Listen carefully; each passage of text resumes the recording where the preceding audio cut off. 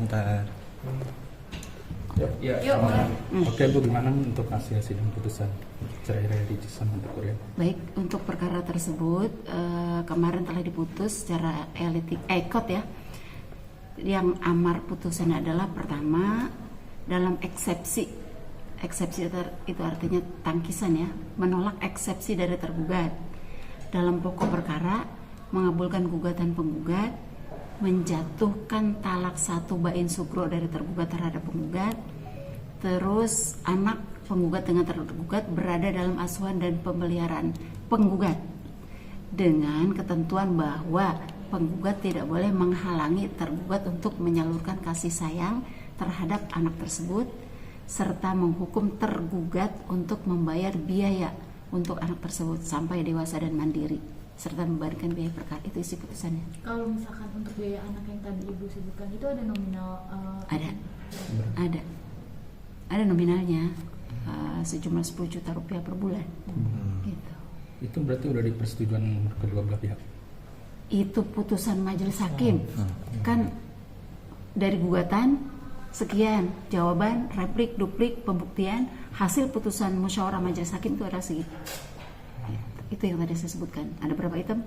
Tapi ada banding nggak Bu dari? Nah, ini kan baru diputus kemarin. Masa bandingnya mulai hari ini sampai 14 hari ke depan. Kita tunggu itu. Kalau selama 14 hari ke depan itu digunakan oleh salah satu pihak atau kedua belah pihak, pokoknya oleh para pihak untuk upaya hukum, silakan. Kalau tidak digunakan ya juga silakan juga. Bu, artinya ketika pihak tergugat tidak memenuhi nafkah tersebut, seperti apa Bu konsekuensinya Bu? Yang jelas itu dihukum dulu situ ya.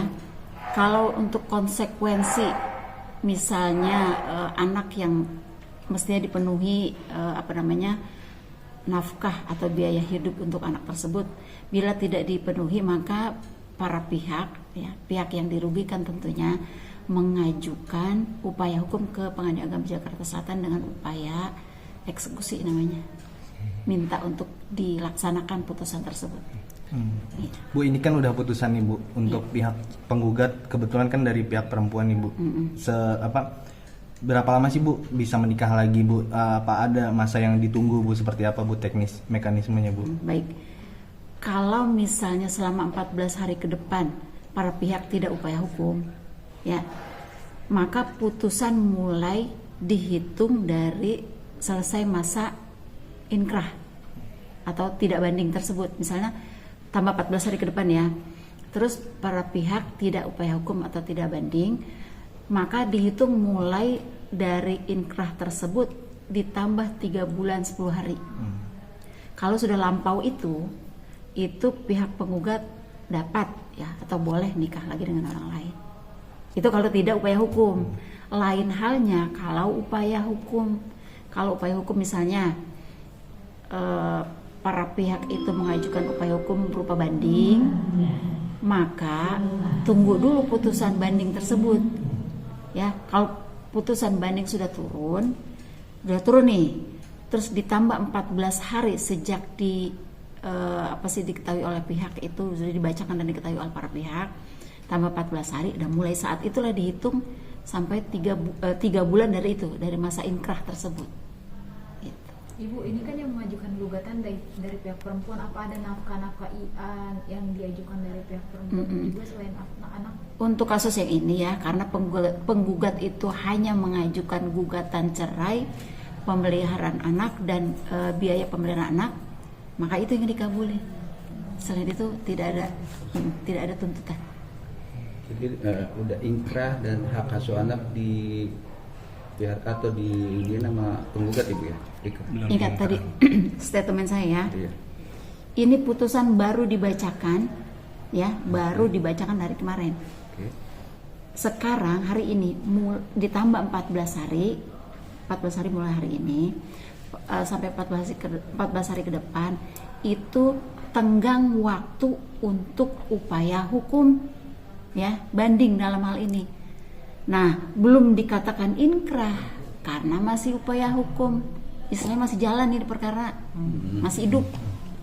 Ya, jadi belum berkekuatan hukum belum. dengan alasan Itu tadi kan masih masa banding, masih masa upaya hukum. Ya. Ini perkara masih hidup, masih jalan. Tunggu masa upaya hukum tersebut habis. Kalau sudah habis masa upaya hukum, para pihak tidak mengajukan upaya hukum, nggak banding itu tadi ya. Maka mulai saat 14 hari ke depan itulah dihitung masa inkrahnya. Titik.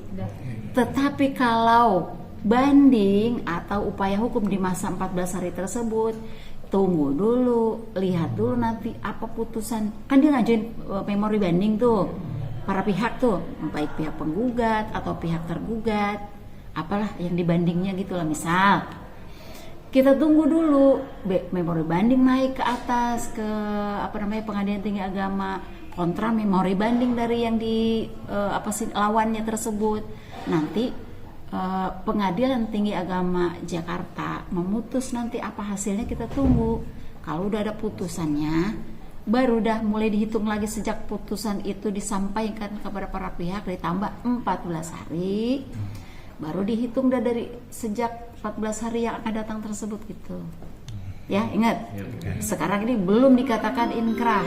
Belum, masih jalan gitu ya, masih hidup, baru kedengaran aja gitu ya, baru ketahuan. Menegaskan Bu, ini kan pasangan ini kan menghasilkan satu anak perempuan nih Bu. Apakah dikaruniai anak? Dikaruniai, iya Bu. Apakah pihak tergugat itu wajib membayar nafkah sampai dia menikah karena anak perempuan, atau akil balik aja Bu?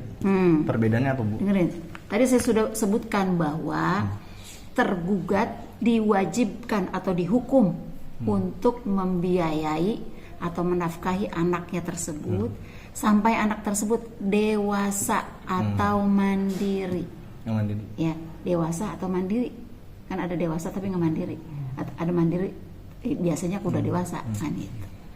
Dengan ketentuan penggugat nggak boleh menghalangi tergugat untuk menyalurkan kasih sayang. Dia mau ketemu, dia mau sayang sama anak itu kan, curahan hatinya, belahan jiwanya kan, nggak boleh penggugat itu menghalanginya gitu. Ya, ada batas, ada ketentuannya sampai anak tersebut dewasa atau mandiri. Ibu boleh terakhir, berarti penegasan putusannya itu kemarin ya Bu, bukan hari ini ya?